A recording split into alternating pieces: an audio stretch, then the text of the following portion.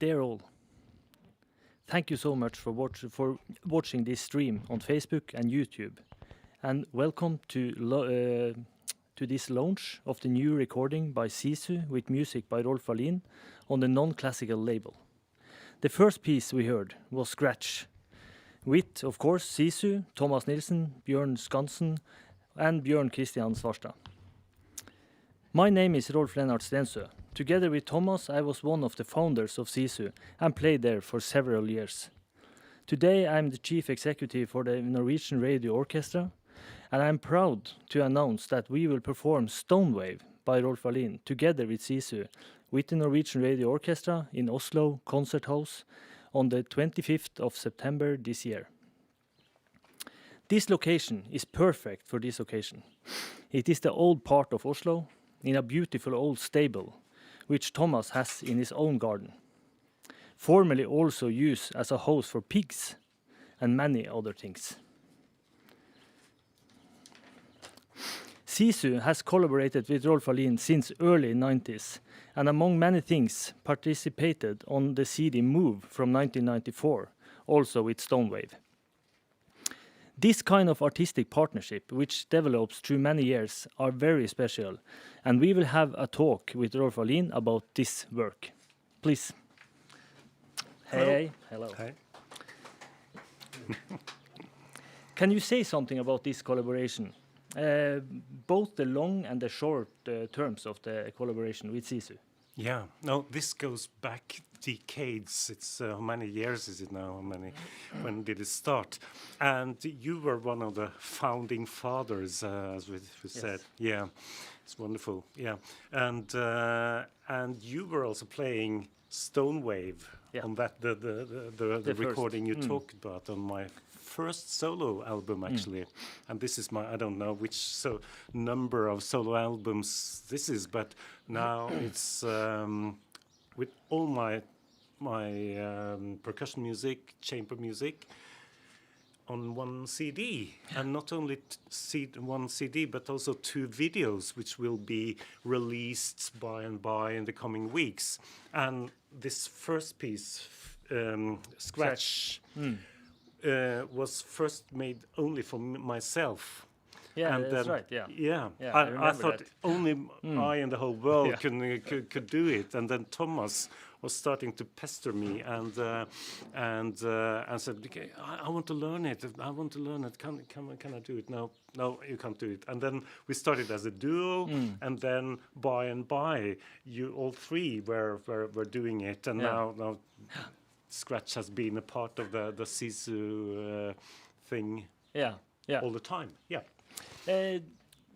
And that's a very nice piece as well, and it suits very well for 3 musicians. But can you say something about this project with the CD most of all? Is it the combination of pieces and so on? Exactly, because also Stonewave is as I said, it has followed SISU through the whole history of SISU, and so that is a piece for only drums and wood blocks and things like that, and percussion instruments. And then we have another piece called TWINE, and for those that was in the start before Scratch now.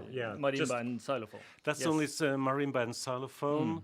And then there is another piece called Frap, which also is for 3 just very small batteries of drum sets, you could say. Yeah.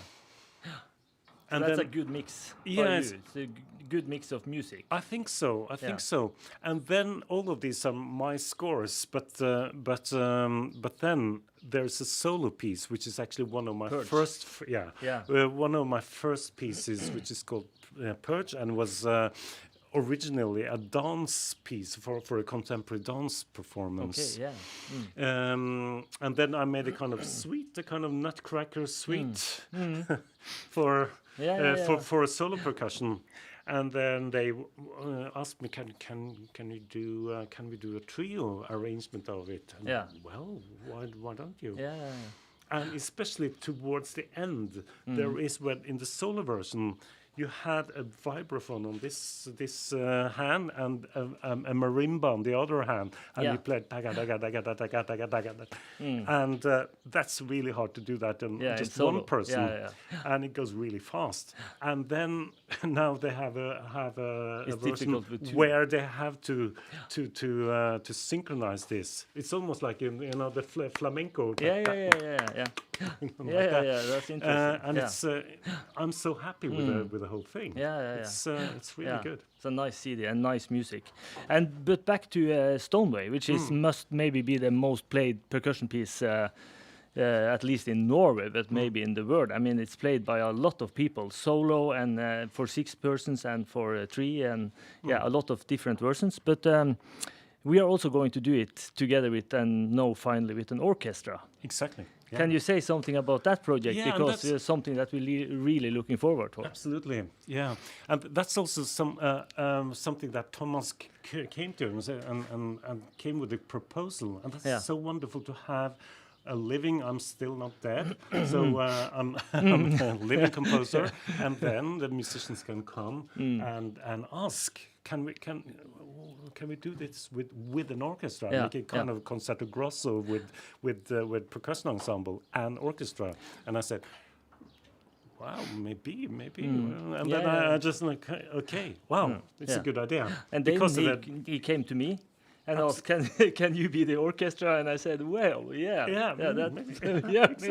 I know the piece. It's going to be reality. So I'm sitting at home now and write the orchestra part. Oh, interesting. And then it's quite nice. It's like, this is one of my. It's not one of my first pieces, but I was pretty young then, and like 1990 is the date for that. Yeah.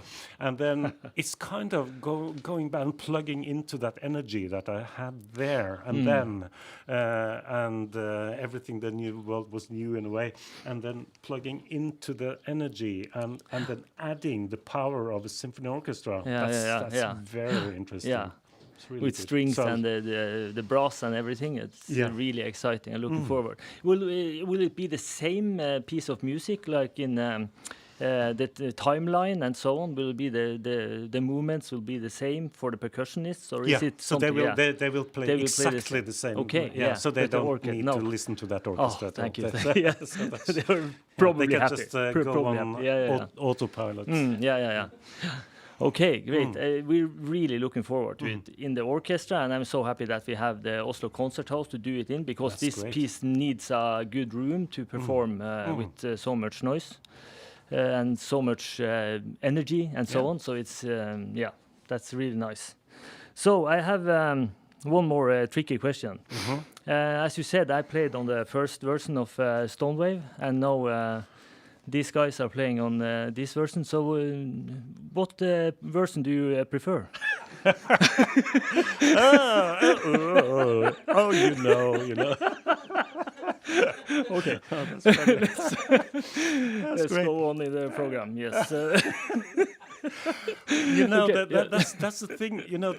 That there's something, especially with Stonewave. Actually, that this was originally written for another famous percussion ensemble, the Kromata. The Kromata. Yeah, I remember. The Swedish one, which was a sextet actually. So it was originally for 6 persons, and then they actually struggled a little with actually getting it to work. And now there are students all around the world playing it without any problem. So things are evolving, and I think that the first performance of Beethoven's Fifth Symphony, I don't think that was the best. Okay, to say that's a nice way of putting that. You like this one better than the.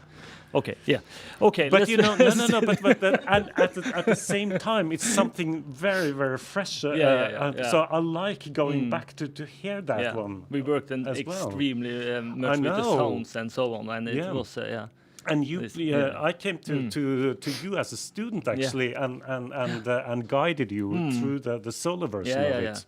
So the piece has been a part of every percussionist's life, I think, for many years. So it's really nice, very nice to talk with you about this project and so on. So now we have a little bit more music, and we will end this small concert with a part from Phonotope, here from the Phonotope 4, here from the stable at Tomas' house.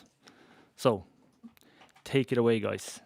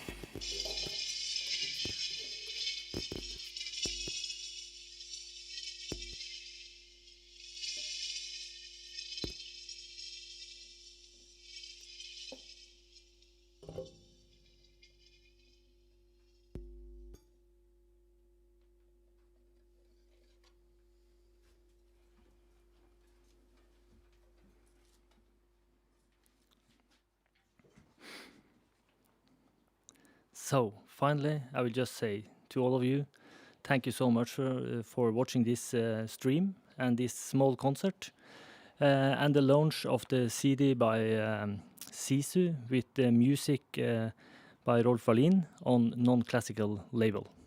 Thank you so much.